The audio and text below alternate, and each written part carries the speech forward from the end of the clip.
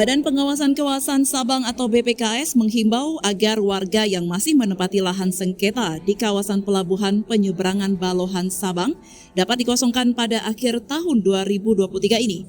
Pada lokasi tersebut rencananya akan dibangun pelabuhan penyeberangan yang merupakan proyek strategis nasional. Sebelumnya, lahan seluas 1,37 hektar itu masih menjadi sengketa. Namun setelah adanya putusan kasasi oleh Mahkamah Agung nomor 1675K/PDT/2021, gugat menggugat para pihak mengenai hak milik sudah selesai karena sudah berkekuatan hukum tetap atau ingkrah.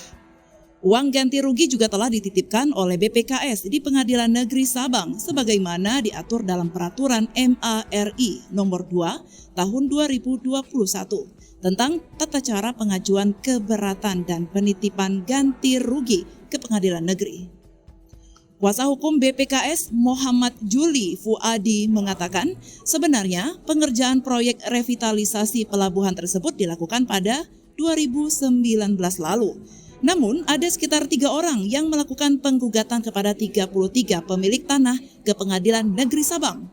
Deputi Teknik Pengembangan Kawasan dan Tata Ruang BPKS Azwar Hussain menerangkan bahwa di kawasan tersebut akan dilakukan pembangunan area parkir.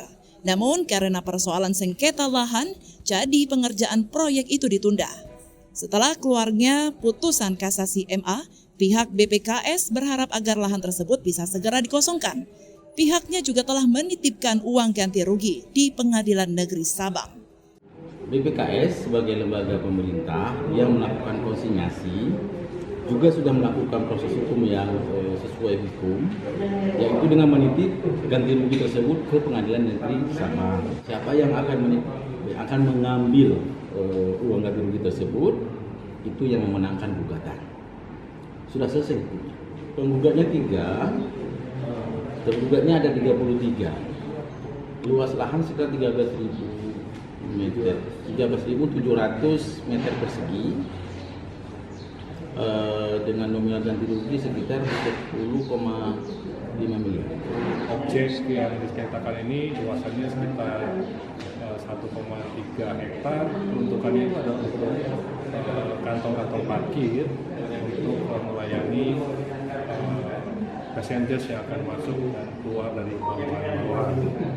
Mengenai anggaran untuk penuntasan parkir perumahan karyawan itu sendiri di lokasi yang disengketakan ini adalah mencapai 5-7 miliar. Adapun beberapa detail penyelesaiannya adalah salah satunya adalah pengurukan terhadap area. Apabila akhir tahun 2023 ini penyelesaian sengketa ini clear, sehingga BPKS akan segera melakukan pemanfaatan terhadap lahan ini. Kemudian pastinya kita akan melakukan proses perencanaan anggaran di tahun 2024 dan harapannya di tahun 2025 ini seluruh kawasan pelabuhan ini akan tuntas pembangunannya. Dari Banda Aceh, Lala Nurmala melaporkan untuk Puja TV Aceh.